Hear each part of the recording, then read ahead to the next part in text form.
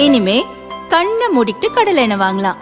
ஏன்னா மந்த்ரா கடலை எண்ணெய் இதயத்தின் தயாரிப்பு. வறுக்க பொரிக்க ஏன் எல்லா சமையலுக்கும் மந்த்ரா தான். மந்த்ரா கடலை எண்ணெய், அபார ருசி, ஆரோக்கியமான உடல் நலம்.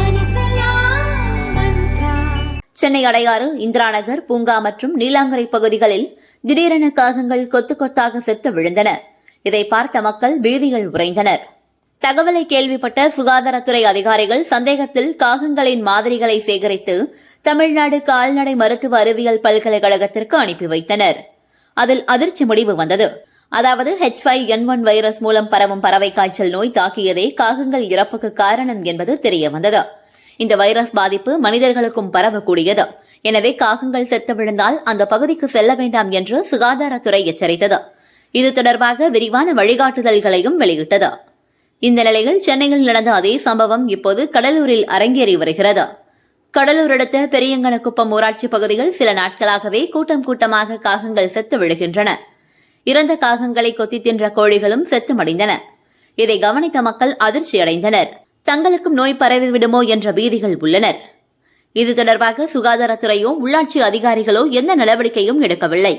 உடனடியாக நோய் தடுப்பு நடவடிக்கைகளை மேற்கொள்ள வேண்டும், மக்களுக்கு விழிப்புணர்வு ஏற்படுத்த வேண்டும் என்று அப்பகுதி மக்கள் வலியுறுத்துகின்றனர்.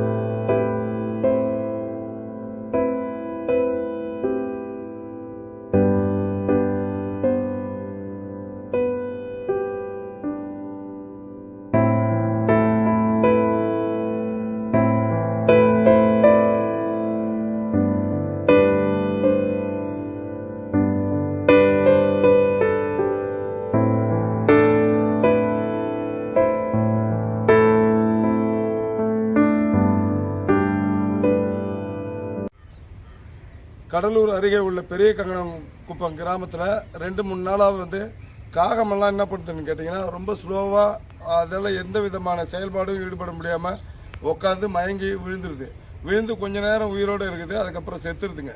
இந்த மாதிரி நூற்றுக்கணக்கான காக்கா இறந்துருக்குது. அந்த காக்கா இறந்துருச்சுன்னா அதை போய் கோழி கொத்தி கோழிங்களும் செத்துருதுங்க. இது வரைக்கும் 16 கோழி கொத்தி செத்துருக்குது கோழிங்க மட்டுமே.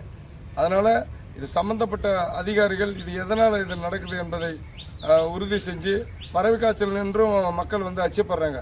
எனவே இதை ஆய்வு செய்ய உரிய அதிகாரிகள்